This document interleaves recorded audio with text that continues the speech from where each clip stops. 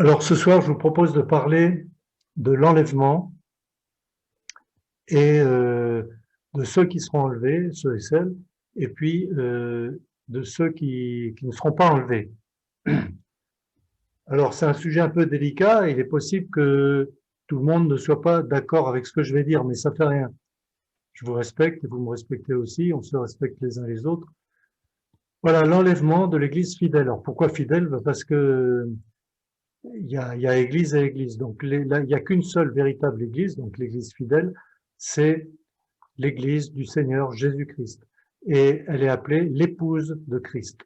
Donc l'enlèvement, c'est tout simplement le fiancé, Jésus, qui vient chercher sa fiancée, l'Église, pour l'emmener dans la maison du Père, pour célébrer les noces. Voilà, ça c'est l'enlèvement.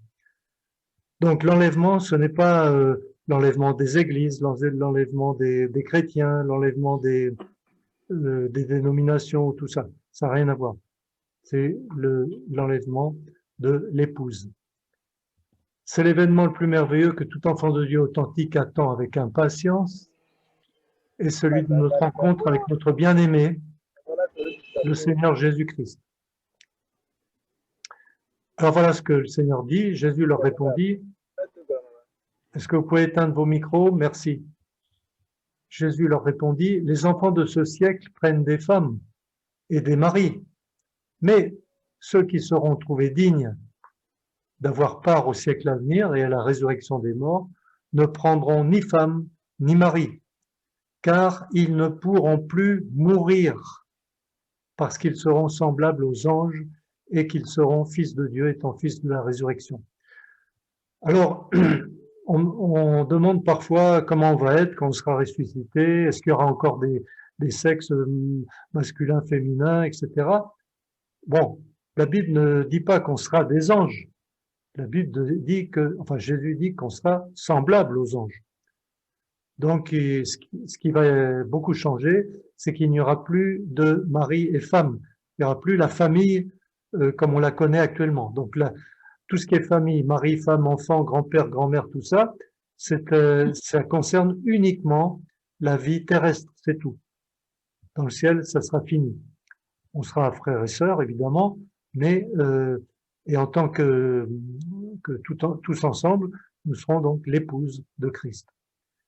Ils ne pourront plus mourir parce qu'ils sont semblables aux anges, sont fils de Dieu. Et voilà ce que le Seigneur a promis, je vous prendrai avec moi, afin que là où je suis, vous y soyez aussi. Donc c'est une promesse formelle, il a promis, je reviendrai, je vous prendrai avec moi. Donc, on peut s'appuyer sur ces promesses, elles sont certaines. Moi, il n'a pas dit quand, hein. Alors je ne vais pas vous dire quand non plus. Nous serons parfaits. Alors voilà, 1 Corinthiens 13, 10. Ce qui est imparfait disparaîtra. Eh oui, la dernière chose imparfaite à disparaître en ce qui nous concerne, ce sera notre corps charnel, corps terrestre, il va disparaître. Nous verrons face à face. Ah, ben ça c'est super. Alors, actuellement, lorsqu'on prie, lorsqu'on s'adresse à Dieu, on ne le voit pas avec nos yeux et on a l'impression que parfois il est loin. Voilà. Mais là, on le verra de nos propres yeux et on le verra face à face. Je connaîtrai comme j'ai été connu. On connaîtra le Seigneur comme lui, il nous connaît. 1 Corinthiens 13. Avec quel corps? Alors, le grand chapitre sur la résurrection, c'est 1 Corinthiens 15. 42 à 49. Il sera incorruptible. Il sera glorieux. Alors, incorruptible, c'est-à-dire il ne pourra pas pourrir, il ne pourra pas se décomposer comme notre corps actuel. Glorieux, le corps actuel, il est plutôt, c'est un corps d'humiliation. Mais celui que nous aurons sera un corps glorieux, comme le corps du Seigneur Jésus après sa résurrection. Plein de force. Et oui, vous vous sentez faible maintenant, vous êtes fatigué. Ben, ce jour-là, vous serez plein de force, toujours en pleine forme, jamais fatigué. D'ailleurs, on n'aura pas besoin de dormir, on ne dormira plus. D'ailleurs, il y aura même plus de nuit. Donc, plein de force. Spirituel, et oui, spirituel, par opposition, actuellement, nous sommes dans un corps charnel, un corps physique. Alors, corps spirituel, ça ne veut pas dire invisible. C'est vraiment, c'est un corps, hein. Donc un corps, mais de nature spirituelle. Et céleste, de nature céleste. Actuellement, notre corps est de nature terrestre. Or, ce qui est terrestre doit rester sur la terre. Il sera immortel, évidemment, puisque notre corps actuel, malheureusement, enfin heureusement, puisqu'il faut bien en finir avec cette vie, c'est un corps mortel. Ça se passera comment? En combien de temps? Eh bien, en un instant, en un clin d'œil, à la dernière trompette. 1 Corinthiens 15. Alors, notre transformation, notre glorification, notre transformation, ou plutôt notre métamorphose, va se passer en un clin d'œil, un instant. Le mot instant, c'est le mot grec de la langue grecque et c'est la plus petite division du temps, le mot atomos. Et puis, à la dernière trompette, alors il ne dit pas quelle trompette. Alors je vous donne les deux interprétations, vous choisissez celle que vous préférez, enfin celle qui vous semble la plus cohérente. Une, c'est la 7e trompette de la série de 7 trompettes dans les fléaux. Donc il y a d'abord les 7 sceaux, et le 7e sceau ouvre l'accès aux 7 trompettes. Voilà. Et la 7e trompette donc donne l'accès aux 7 coupes. Alors c'est à ce moment-là, donc selon cette interprétation, qu'aura lieu l'enlèvement à la dernière trompette.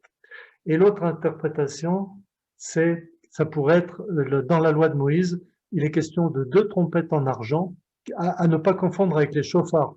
Les chauffards, ce sont des cornes de bélier. Donc les trompettes d'argent, l'Éternel parla à Moïse et dit, fais-toi 2 trompettes d'argent, tu les feras d'argent battu, elles te serviront pour la convocation de l'assemblée et pour le départ des camps. Donc la première trompette, c'est pour la convocation de l'assemblée, la dernière trompette, c'est pour le départ du camp. Eh bien, selon cette interprétation-là, il s'agit de la 2e trompette, c'est-à-dire le moment de lever le camp, mais définitivement, et on n'emmène pas les bagages. Ça se trouve dans Nombre 10, versets 1 à 6. Frères et sœurs, préparons-nous pour notre enlèvement. L'époux est sur le point d'arriver. Pourquoi faire? Eh bien, pour faire paraître devant lui cette Église glorieuse, sans tache. Alors, une tache, c'est un péché, hein. Il n'y a pas de tache sur la robe de mariée. Sans tache, ni ride. Alors, c'est quoi une ride? C'est un signe de vieillesse. C'est les préludes et la vieillesse, ben, c'est juste avant la mort. Voilà. Donc ça, il n'y aura pas de ride. Elle sera belle, elle sera parfaite. Sans tache, sans ride, ni rien de semblable, mais sainte et sans défaut, 0 défaut, parfaite, d'une beauté parfaite, d'une splendeur parfaite. Éphésiens 5. Nous sommes des étrangers sur la terre, mais notre cité à nous est dans les cieux, là où nous attendons aussi comme sauveur le Seigneur Jésus-Christ, qui transformera le corps de notre humiliation en le rendant semblable au corps de sa gloire. Vous voyez, semblable au corps de sa gloire, par le pouvoir qu'il a de s'assujettir toutes choses. Notre cité est dans les cieux. Alors ça, c'est donc Philippiens 3. Et puis, Colossiens 3, 4, nous paraîtrons avec lui dans la gloire. Nous paraîtrons avec lui dans la gloire. Eh bien, ce jour-là, ça va être tellement merveilleux qu'on ne peut même pas l'imaginer. D'ailleurs, la gloire, on ne sait même pas ce que c'est. Donc, d'autant plus, on ne peut pas l'imaginer. Et ça va être tellement extraordinaire que, voilà, je n'en dis pas plus là-dessus, puisque je ne peux rien en dire de plus. Vous vous êtes convertis à Dieu en abandonnant les idoles pour servir le Dieu vivant et vrai, et pour attendre des cieux son Fils, vous voyez, pour attendre des cieux son Fils, qu'il a ressuscité des morts, Jésus, qui nous délivre de la colère à venir. 1 Thessaloniciens 1. Alors, c'est quoi cette colère à venir? Eh bien, dans l'Écriture, la colère de Dieu sur les nations, c'est tout ce qui va se passer pendant la 2e phase de la 70e semaine de la prophétie de Daniel.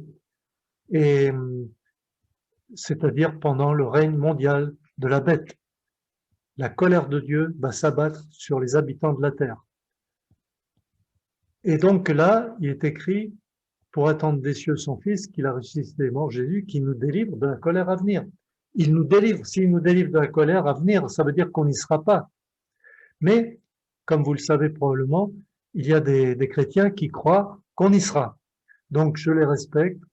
Et voilà, donc c'est un passage qui est très clair. En voilà un autre. Nous serons tous ensemble enlevés avec eux. Avec eux, qui? Nos frères et sœurs qui sont morts, qui sont déjà morts. Nos frères et sœurs, enfin, ils sont pas morts, c'est leur corps qui est mort, mais eux, ils sont vivants au ciel, mais ils n'ont pas de corps. Nos frères et sœurs du passé. Et alors, tous ensemble, avec eux, sur les nuées, à la rencontre du Seigneur dans les airs. Voilà, ça va se passer comme ça. Mais avant, il doit y avoir certains événements. Voilà. L'apostasie et l'homme du péché, c'est-à-dire l'Antichrist, doivent apparaître auparavant.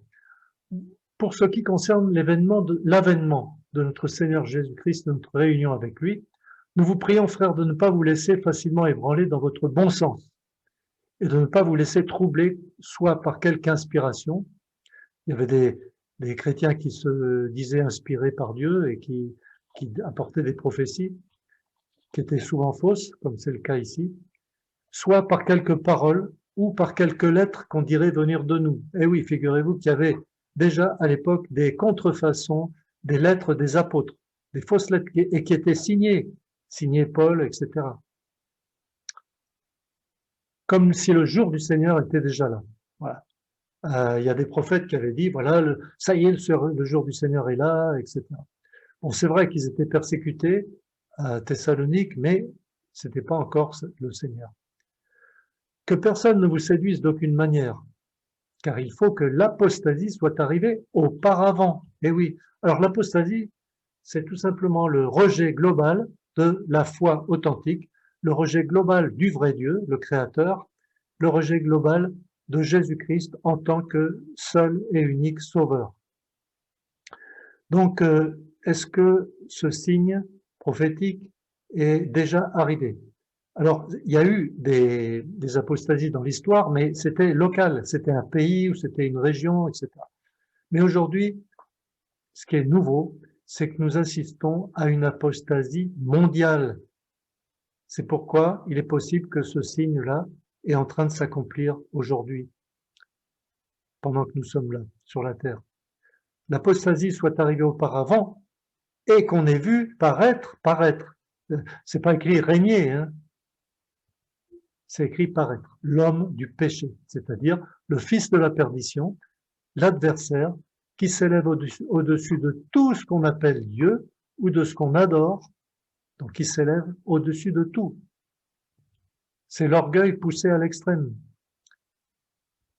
jusqu'à s'asseoir dans le temple de Dieu. Ah, le temple de Dieu. Alors, il n'y en a pas de temple. Alors, certains chrétiens disent que le temple de Dieu, c'est l'Église. Donc, il va s'installer au cœur même de l'Église. Bon, ça me paraît un peu tiré par les cheveux. Donc, le temple de Dieu, dans l'Écriture, c'est tout simplement le temple de Jérusalem. Et comme vous le savez probablement, les Juifs, enfin les Juifs religieux en tout cas, aimeraient beaucoup avoir un temple. Et ils aimeraient beaucoup le construire. Alors, ils ont tout préparé, tout ce qu'il faut pour le construire. Donc, ça va être très vite fait.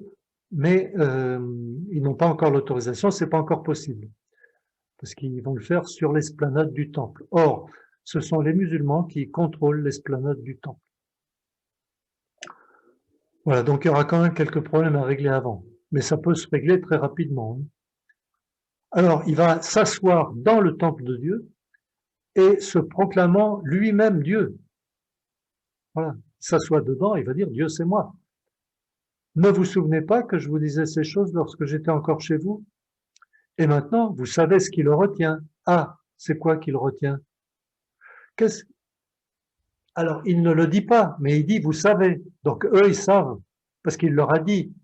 Mais nous, on ne sait pas, parce à nous, il l'a pas dit. Il l'a pas écrit. Voilà, donc il faut qu'on devine, qu'on réfléchisse et qu'on trouve ce que c'est. Alors, la plupart de ceux qui étudient la Bible sérieusement sont d'accord pour dire que ce qui le retient, c'est tout simplement l'Église, la véritable Église de Jésus-Christ, qui le retient, qui l'empêche de se manifester. Afin qu'il ne paraisse qu'en son temps, car le mystère de l'iniquité agit déjà, donc à l'époque de l'apôtre Paul, le mystère de l'iniquité agissait déjà. Donc le diable a préparé son plan depuis très longtemps. Et il est en train, aujourd'hui, il arrive, il est content parce que c'est sur le point d'aboutir. Il faut seulement que celui qui le retient, c'est qui celui-là? Alors, tout à l'heure, c'était ce qui le retient, et maintenant, c'est celui qui le retient. Qui est celui qui le retient, qui l'empêche d'établir son règne mondial? Eh bien, la plupart des chrétiens qui étudient sérieusement la Bible sont d'accord pour dire que c'est le Saint-Esprit. Le Saint-Esprit qui habite donc dans l'Église. Il faut seulement que celui qui le retient encore ait disparu. Et alors paraîtra l'impie. L'impie, c'est-à-dire l'Antichrist. Que le Seigneur Jésus détruira, alors donc à la fin de son règne, la fin du règne mondial de la bête, le Seigneur Jésus détruira par le souffle de sa bouche et qu'il anéantira par l'éclat de son avènement. Donc l'Antichrist sera vaincu lorsque le Seigneur Jésus reviendra pour régner sur la terre. Donc le retour de Christ se passe en deux temps. Premier temps, il reste en l'air et il nous attire à lui pour nous enlever. Deuxième temps, il revient avec nous sur la terre pour régner sur la terre. Voilà. Donc voilà une prophétie, un passage très important, 2 Thessaloniciens chapitre 2. Il me paraît quand même assez clair.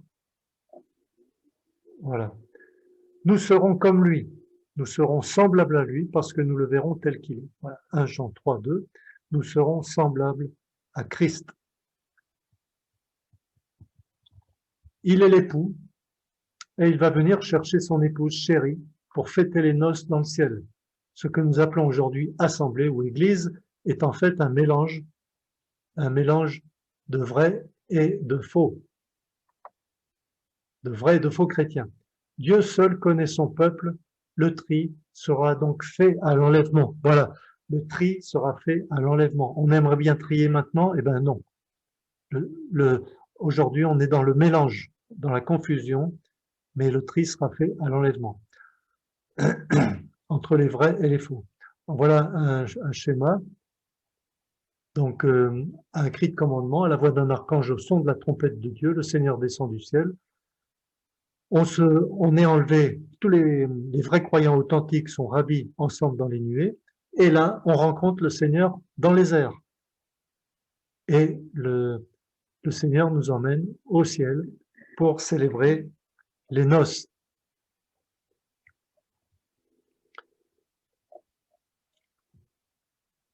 Alors, maintenant, nous allons voir les 7 conditions pour être prêt. Alors, quand on nous pose la question, mais à ton avis, quand est-ce qu'il va venir, le Seigneur, l'enlèvement, quand est-ce qu'il aura lieu? Eh bien, on répond, il y a une question encore plus importante que celle-là. C'est, est-ce que tu es prêt? Est-ce que tu es prête? Voilà. Premièrement, prier sans cesse. Or, pour ce qui est du jour et de l'heure, personne ne le sait, ni les anges dans le ciel, ni le Fils, mais le Père seul.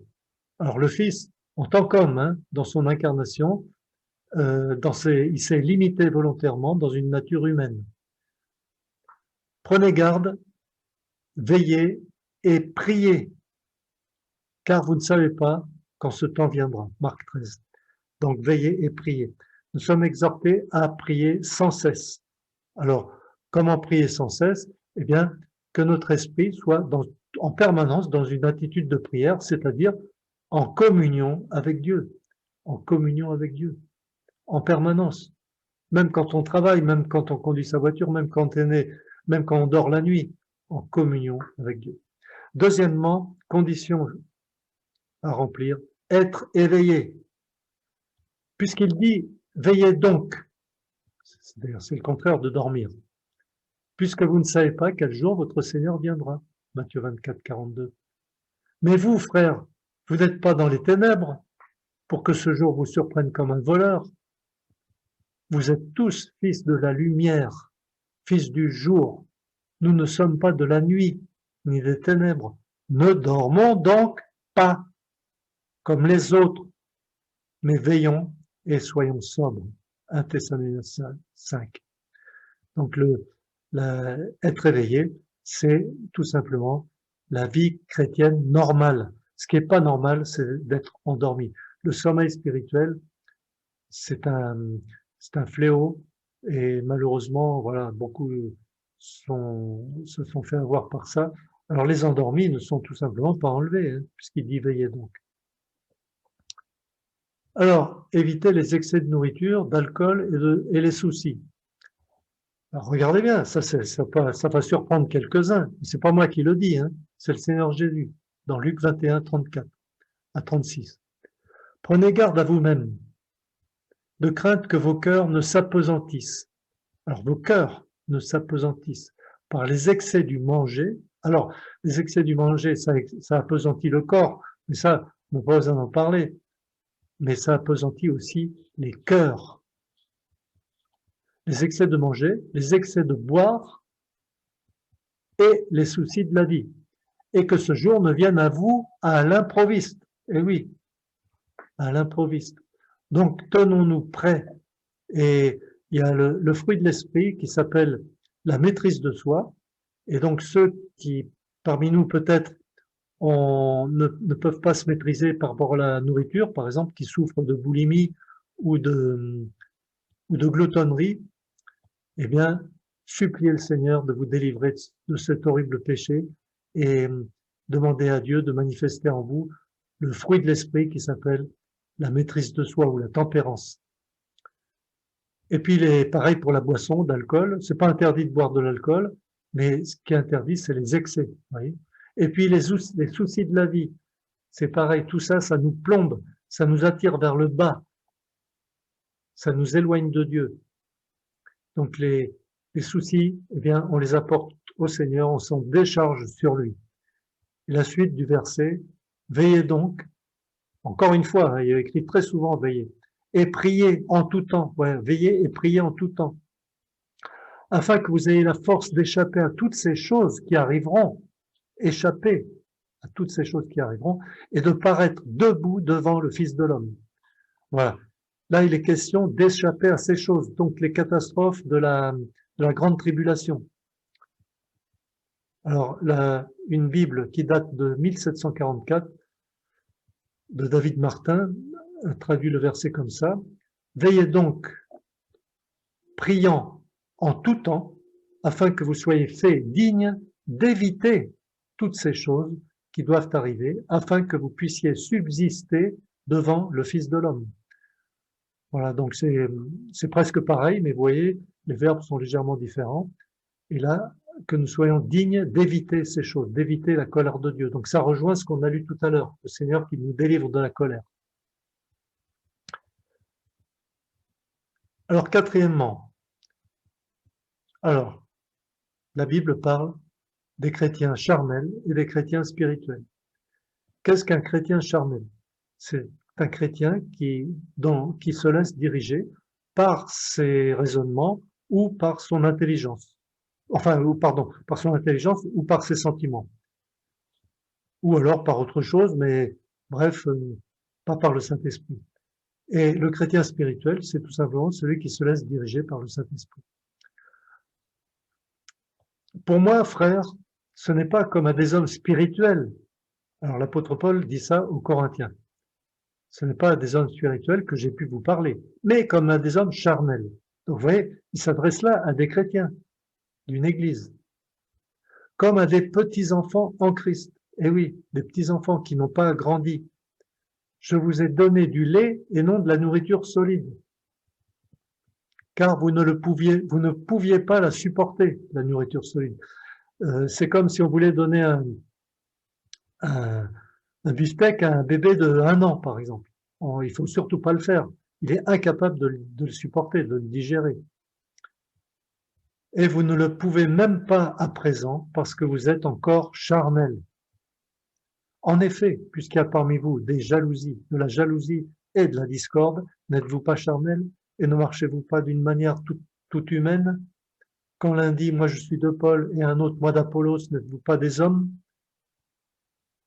Voilà, alors les Corinthiens, bon, je ne vais pas en parler d'eux, je ne vais pas les montrer du doigt, on n'est pas forcément meilleur qu'eux, ils ne possédaient pas la Bible comme nous la possédons, et donc il y avait parmi eux des discordes, mais est-ce qu'il y en a aujourd'hui des discordes? Et puis, il y en a un qui disait « moi je suis de Paul, moi je suis de Paul », l'autre il disait « je suis de Pierre ». Eh bien, aujourd'hui, il y a quoi? Ben moi, je suis de telle dénomination, moi, je suis moi, de telle église, de tel mouvement, de telle dénomination, etc. De telle fédération, de tel ceci, tel cela. Donc, on n'a pas changé. On est toujours dans la même situation qu'à l'époque à Corinthe. C'est dramatique. Préparons-nous pour le grand jour de la rencontre avec notre Seigneur bien-aimé. Soyons des disciples mûrs. Cinquièmement, recherchez la sainteté. Rechercher la paix avec tous, c'est la sanctification sans laquelle personne ne verra le Seigneur. Hébreux 12, 14, sanctification, donc c'est synonyme de sainteté, de séparation ou de mise à part. Alors, je vous donne les deux manières de comprendre ce verset. Une manière, c'est, voilà, donc par notre sainteté, nous allons donner envie aux gens qui nous entourent de se convertir, et donc ils vont se convertir. Et si on ne le fait pas, donc ils ne verront pas le Seigneur.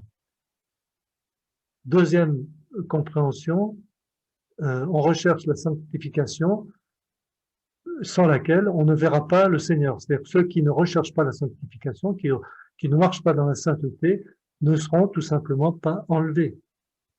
Voilà. Lisons 1 Timothée 6, verset 15. Je te recommande devant Dieu qui donne la vie à toute chose et devant Jésus-Christ qui fit une belle confession devant Ponce Pilate, de garder le commandement et de vivre sans tâche. Voilà, ça c'est la sainteté. Sans reproche, jusqu'à l'apparition de notre Seigneur Jésus-Christ, que manifestera en son temps le bienheureux et seul souverain, le roi des rois et le Seigneur des seigneurs. Donc Dieu le Père porte le titre de roi des rois et de Seigneur des seigneurs, et Jésus-Christ porte les mêmes titres que ça aussi. Qui seul possède l'immortalité, qui habite une lumière inaccessible, que nul homme n'a vue ni ne peut voir, à qui appartiennent l'honneur, la puissance éternelle. Amen. Voilà. Alors, on se sépare de quoi? Alors, du péché, bien entendu, sous toutes ses formes, action, parole, pensée, de la pensée du monde, philosophie du monde, gouvernée par Satan. Ne vous conformez pas au siècle présent. Le mot siècle se traduit également par monde. Mais soyez transformés par le renouvellement de l'intelligence afin que vous discerniez quelle est la volonté de Dieu, ce qui est bon, agréable et parfait. Donc là, on voit un mouton qui a changé de sens. C'est celui qui se sanctifie. Il nage à contre-courant. Le siècle présent signifie ici la société ou le système érigé par l'homme dans le but de trouver le bonheur sans Dieu. Il s'agit d'un royaume totalement opposé à Dieu, un monde dont Satan est le Dieu et le prince, 2 Corinthiens 4.4, etc. Tous les inconvertis sont ses sujets et ils cherchent à en attirer et en assujettir le plus grand nombre par la convoitise des yeux, par la convoitise de la chair et par l'orgueil de la vie.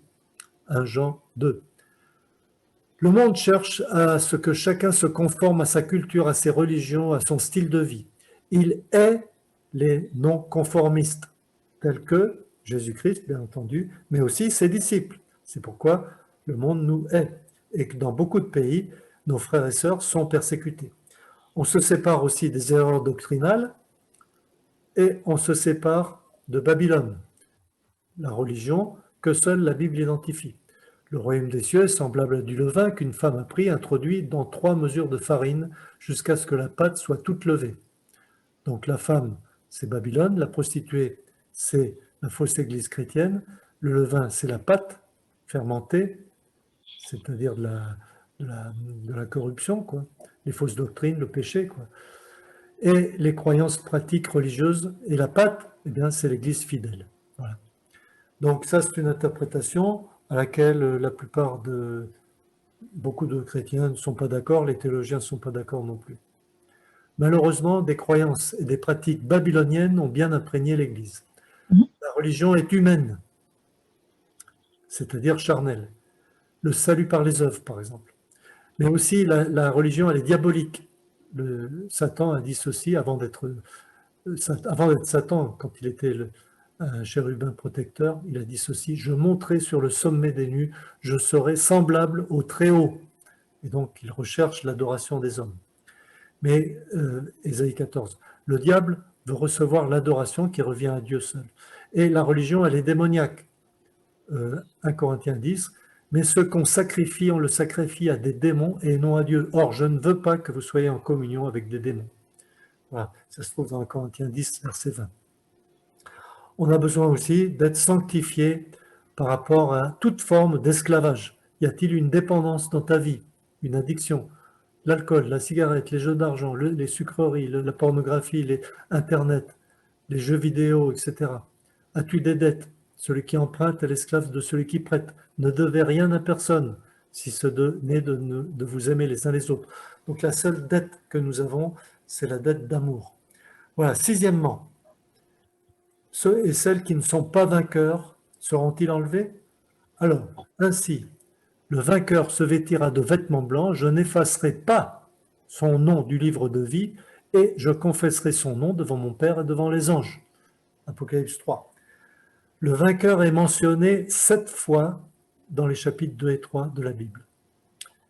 Tous ceux et celles qui s'identifient à Jésus-Christ, c'est-à-dire qui croient en lui, sont vainqueurs. Pourquoi? Parce qu'il est vainqueur. C'est lui qui est notre victoire sur le péché, sur la mort, sur le diable, sur les démons, sur le monde, sur la chair. Mais dans tout cela, nous sommes vainqueurs et plus que vainqueurs par celui qui nous a aimés. Romains 8, verset 37. Nous sommes vainqueurs et plus que vainqueurs par Christ. Donc, ceux qui ne sont pas vainqueurs ne sont pas enlevés. Les vaincus ne sont pas enlevés, ils restent là. Et celui qui vaincra héritera ces choses, je serai son Dieu et il sera mon fils. Donc celui qui vaincra héritera ces choses. Ça veut dire que celui qui ne vaincra pas n'héritera pas ces choses. Et septièmement, les tièdes. Les tièdes sont-ils enlevés? Bien évidemment que non. Je connais tes œuvres. Tu n'es ni froid ni bouillant. Si seulement tu étais froid ou bouillant. Voilà. Il vaut mieux encore être froid ou bouillant. Ainsi, parce que tu es tiède et que tu n'es ni froid ni bouillant, je vais te vomir de ma bouche. C'est le Seigneur Jésus qui parle. Vous pouvez vérifier ça, Apocalypse 3, 15 et 16. Est-ce que notre cœur est partagé? Est-ce que ton cœur est 100% pour le Seigneur? Être bouillant, c'est premièrement aimer Dieu de tout son cœur, puis ses frères et sœurs en Christ, et ensuite les gens du monde. Le Seigneur a en horreur la tiédeur. Est-ce que tu aimes le Seigneur à 90%? Si oui, il te dit, moi, je reprends et je corrige tout ce que j'aime, et donc du zèle et repens-toi. Apocalypse 3, 19.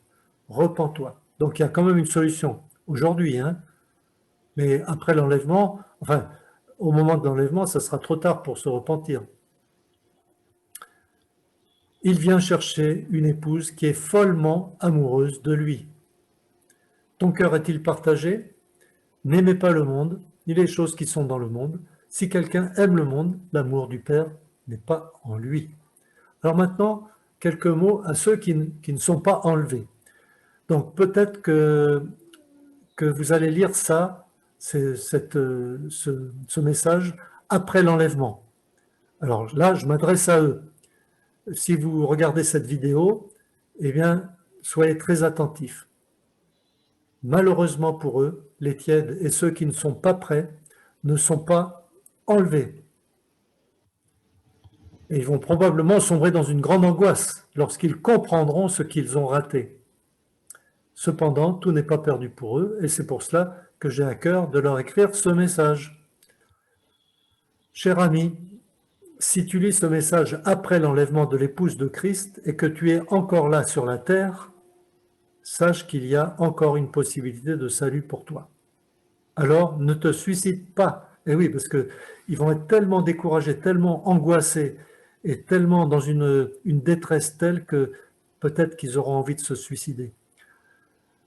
Alors, je ne sais pas, je ne suis même pas sûr que cette vidéo sera encore visible parce que il est évident que soit juste avant l'enlèvement, soit après, le diable va faire en sorte que tous les messages chrétiens, tous les sites internet chrétiens, toutes les vidéos, etc., tous les messages audio, tout ça va disparaître d'Internet.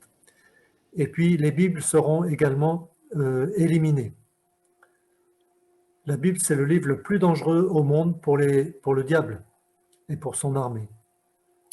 Repens-toi et confesse tous tes péchés à Dieu, puis fais une confiance totale au Seigneur Jésus-Christ qui est mort pour toi sur la croix et il est ressuscité. Il est plein de miséricorde et il pardonne nos transgressions. Alors, il est possible que d'autres chrétiens en tout cas, ne soient pas du tout d'accord avec ce que je suis en train de dire maintenant. Donc il y a des chrétiens qui croient qu'après l'enlèvement, c'est fini, il n'y a plus de conversion possible. Et il y a d'autres chrétiens qui croient que l'enlèvement aura lieu à la fin de la grande tribulation et que donc ce message est inutile de toute façon.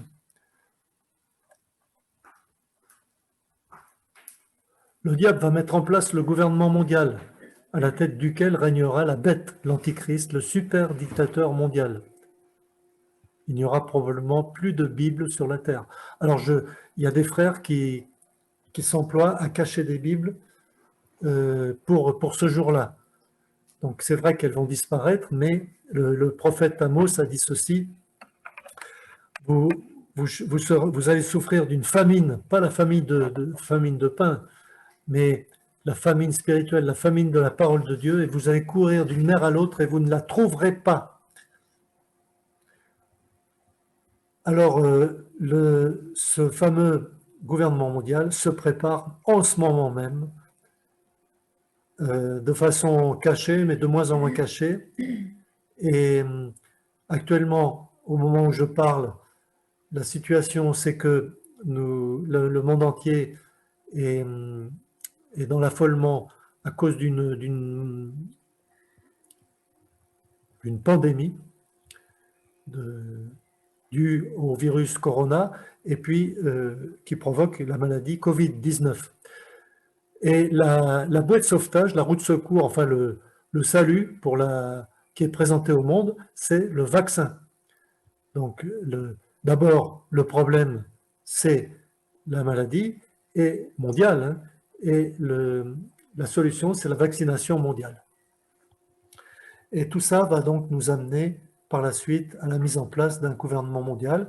Il y aura également une grande crise, une vraie crise économique qui va nous amener à la monnaie virtuelle et au contrôle de l'économie mondiale.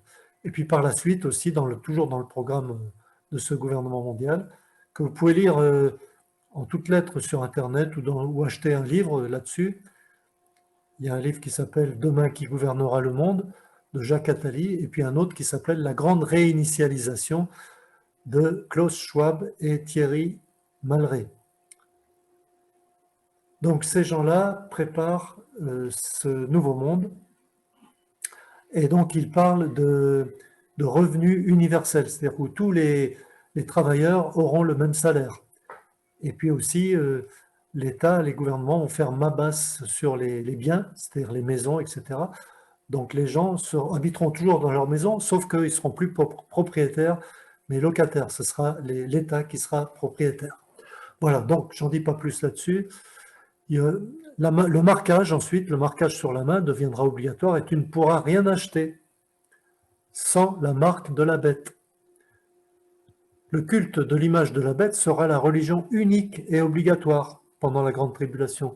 La surveillance sera globale de ceux qui refuseront, et ceux qui refuseront de se prosterner devant cette image seront mis à mort. Donc, je t'annonce que tu seras effectivement mis à mort si tu refuses de te prosterner devant l'image de la bête. Et il sera impossible d'y échapper parce qu'il y aura un système de surveillance mondiale. Il existe déjà, c'est une technologie extrêmement complexe avec des caméras un peu partout, des GPS, des smartphones, des ordinateurs, des et puis surtout des satellites qui gravitent, qui tournent, qui sont au-dessus de nos têtes et qui tournent en même temps que la Terre. Donc ces satellites de surveillance ont une très haute résolution qu'on ne connaît pas d'ailleurs, puisqu'ils sont secrets. Alors voilà le texte ils adorèrent le dragon parce qu'il avait donné l'autorité à la bête, et ils adorèrent la bête. Donc le dragon, c'est Satan. Donc ils adorèrent Satan. Ils adoreront Satan. Et ils adorent aussi l'Antichrist, en disant qui est semblable à la bête et qui peut combattre contre elle. Et il lui fut donné une bouche qui proférait des paroles arrogantes, à la bête, hein, et des blasphèmes. Et il lui fut donné le pouvoir d'agir pendant 42 mois, c'est-à-dire 3 ans et demi. Et elle ouvrit sa bouche pour proférer des blasphèmes contre Dieu, pour blasphémer son nom et son tabernacle et ceux qui habitent dans le ciel. Alors, qui habite dans le ciel? Alors, il y a les anges, mais je crois que c'est surtout contre le peuple de Dieu, l'Église, l'épouse de Christ, qu'il va blasphémer, parce qu'il nous hait, et il sera très très fâché, très contrarié de ce que le Seigneur nous ait enlevé de la terre. Voilà. Alors pour ceux qui croient à l'enlèvement post-tribulationniste, évidemment, ils ne voient pas les choses comme ça. Et il lui fut donné de faire la guerre aux saints et de les vaincre. Alors quel saint? Le mot saint veut dire le peuple mis à part. Alors à ce moment-là, ça sera soit les gens qui se seront convertis, dont on parlait tout à l'heure, soit Israël, parce que Israël sont appelés le peuple saint. Les Juifs sont appelés les saints. Voilà. Donc, il va faire la guerre aux saints. Alors, d'une part, mettre à mort ceux qui refuseront le culte de l'image de la bête, et d'autre part, provoquer le plus grand génocide de tous les temps contre Israël. Et c'est le prophète Zacharie qui nous donne le chiffre de 2/3 de la population juive qui sera mis à mort. Donc un chiffre énorme. Et donc c'est pour ça qu'il va les vaincre. Et il lui fut donné autorité sur toute tribu, tout peuple, toute langue et toute nation. Donc vous voyez, un gouvernement mondial. Et tous les habitants de la terre l'adoreront. Tous les habitants de la terre. Évidemment, puisque tous ceux qui refuseront seront mis à mort. Ceux dont le nom n'a pas été écrit dès la fondation du monde dans le livre de vie de l'agneau qui a été immolé. Si quelqu'un a des oreilles, qu'il entende. J'espère que tu as des oreilles pour entendre ce que l'Esprit dit aux églises. Si quelqu'un mène en captivité, il ira en captivité. Si quelqu'un tue par l'épée, il faut qu'il soit tué par l'épée. C'est ici la persévérance et la foi des saints. Puis je vis monter de la terre une autre bête qui avait 2 cornes semblables à celles d'un agneau et qui parlait comme un dragon. Un agneau qui parle comme un dragon, vous voyez un peu le truc. C'est-à-dire, il est celui-là, qu'on appelle le faux prophète, c'est le bras droit de l'Antichrist, c'est le chef religieux.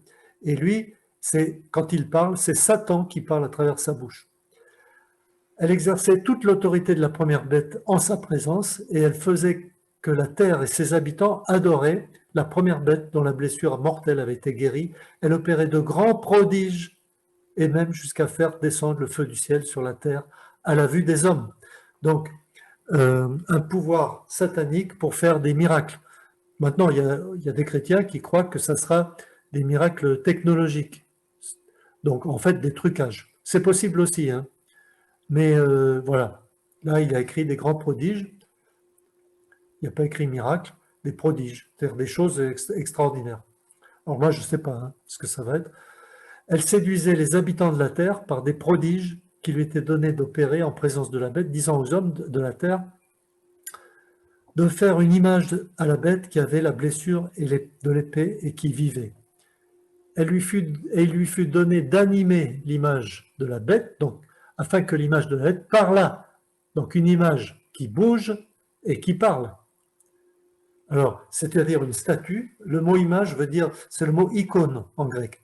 Une icône, à l'époque, c'était soit une statue, soit une peinture, soit un bas-relief. Donc, mais là, ça bouge et ça parle.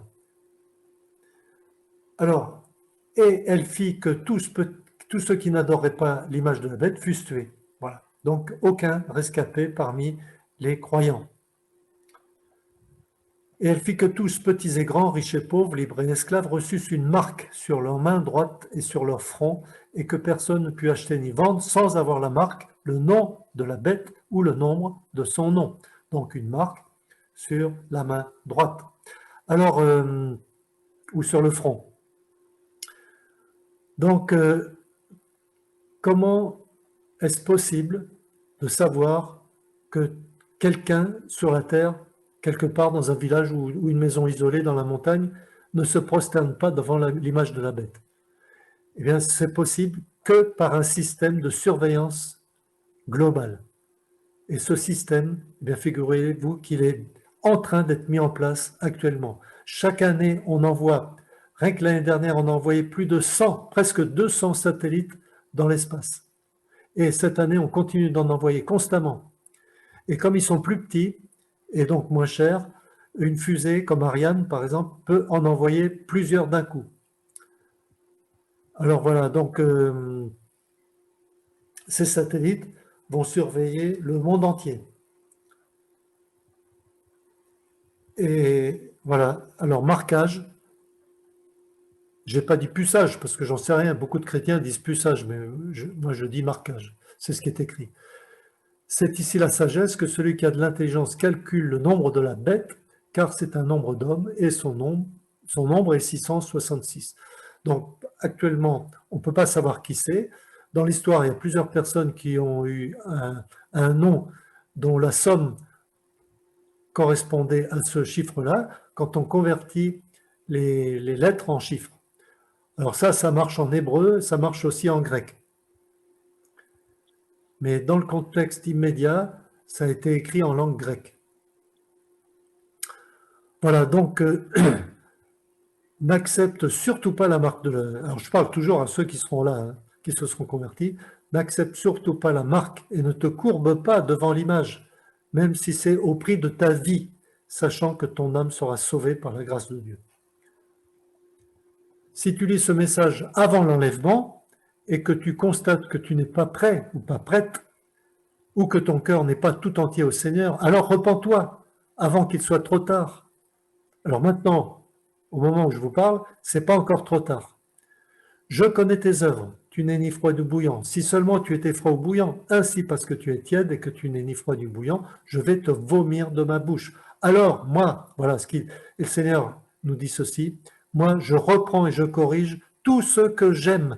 Et donc du zèle et repens-toi. Et donc du zèle et repens-toi. Alors voilà une caricature un peu de la situation. À gauche, nous avons le monde en flammes, le monde qui court à sa perdition, un immense abîme, et puis le royaume de Dieu de l'autre côté. Et le seul moyen de passer d'un côté à l'autre, c'est par la croix de Jésus-Christ. Donc par une foi totale à la mort de Christ sur la croix et à sa résurrection. Aujourd'hui, il est encore temps, mais il n'y en a plus pour longtemps. Eh oui, si vous étudiez les prophéties, sérieusement, ce que je vous exhorte à faire, et si vous êtes un peu au courant de ce qui se passe dans le monde, eh bien, vous verrez que les prophéties, beaucoup de prophéties, sont en train de s'accomplir sous nos yeux. Que le Seigneur nous ouvre les yeux pour que nous puissions interpréter correctement ce qui se passe dans le monde. Et ne nous laissons pas séduire et tromper par les médias. Le travail des médias, c'est de transmettre une information. Ce n'est pas d'interpréter l'information. Alors, quelques questions personnelles avant de se quitter. Ta vie est-elle en règle avec Dieu? Avec tes frères et sœurs en Christ? Avec les gens du monde? Es-tu encore sous l'influence de Babylone? C'est-à-dire, as-tu encore des croyances religieuses ou des pratiques ou des concepts? Es-tu tiède ou bouillante? Ton cœur est-il partagé? Es-tu éveillé ou endormi?